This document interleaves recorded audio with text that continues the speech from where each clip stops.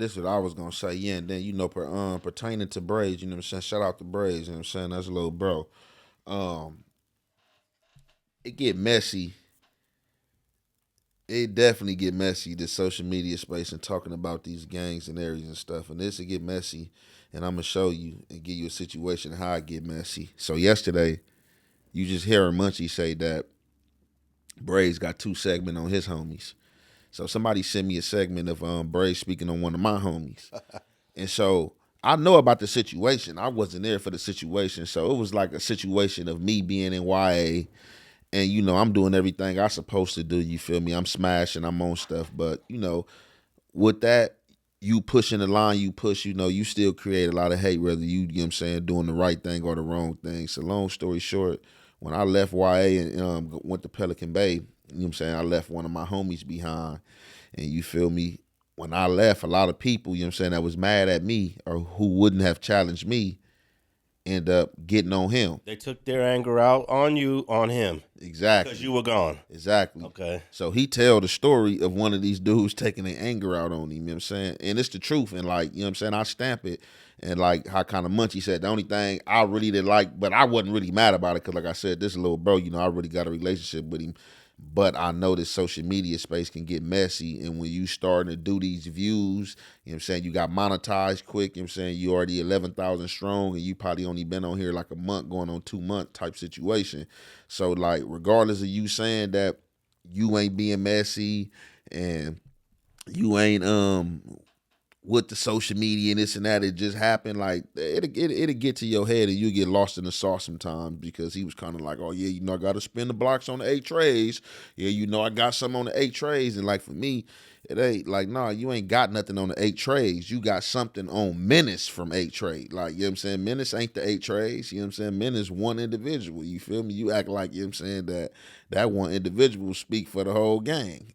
Right. So what was it he said? That he just got into a squabble with him? He got into a squabble with a dude from East Coast. No, Braze didn't fight him. He told the account of Menace getting marked out by a dude from East Coast, the dude from East Coast whooping his feet so bad that he made Menace go PC. And I ain't got a problem, even though I wasn't there for that, I ain't got a problem with that because, it wouldn't have happened on my watch or if I was there, shit, if that happened to him, that's him. One thing about it, I'm not one of them dudes who's just going to come to the defense of his homie unless I know it's false. Now, if it's false or if I hear something, of course, I'm going to look into it because I'm on this social media space. And if it's false, of course, we're going to attack that. But if it's true, I'm not going to be mad. The truth is the truth. But it's just like, that's that individual. It's not the gang. Hey, for the record, that story about my homie, that ain't Red Bull, rest in peace. And then that ain't Tiny Menace. You know what I'm saying? That be the problem with sharing names. You feel me when it's 1, 2, 3, 4, 5. You know what I'm saying? But yeah, that wasn't Tiny Menace that been speaking peace as of recently. And that wasn't Red Bull, rest in peace. You know what I'm saying? That he told the story about. So one last thing real quick. So with that, people watch all our content. So they seen the content that I put out last night, you know what I'm saying, kind of further, you know what I'm saying, like, yeah, basically saying what Bray said is true. But, you know what I'm saying, on the flip side, let's speak on this. Somebody sent me a segment from Damien Porter where Damien Porter is talking about a stabbing that happened in High Desert Prison. You know what I'm saying, from the Hoovers, you know what I'm saying, jumping on Braze. I'm saying I was going to tap in with Braze and ask him like, bro, is this you or this another Braze, you know what I'm saying? But that's how messy the internet space is, you know what I'm saying, that the people thinking that I'm mad or some type of beef, so they like, hey, look, here goes a story on Braze. An OG homie was up there in High Desert. This just transpired recently, last year. And this OG homie, he is known as the Hoover General. You can imagine then how much clout he has, how much respect he has. Every Hoover, young and old, has heard his name. Many opposition, young and old, has heard his name. He's been incarcerated for some time, and at least for some time, he was indeed the general. You can argue that he still is. He was known for stabbing multiple homies to the point where some people were beginning to question, is he with us or against us? But the thing is, he's just strongly political. He does not believe in in transgressing against any rule or protocol. This is the circumstances onto which a dude from Denver Lane hit the yard.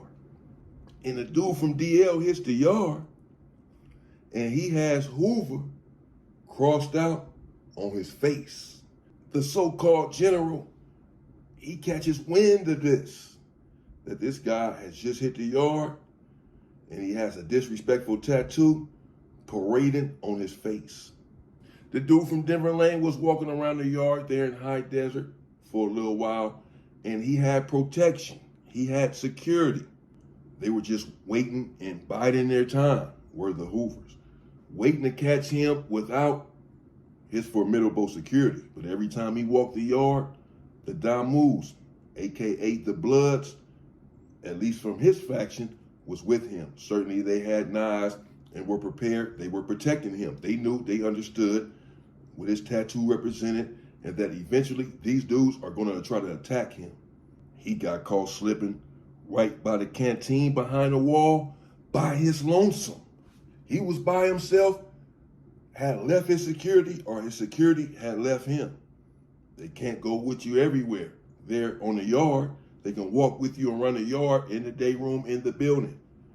But if you have to go behind the wall to the program office, you go to visit, you go to the canteen, you're back there by yourself, or you might have a homie back there with you or whatever, but you can't say, hey, all of y'all come back here with me. The police is not going to allow that.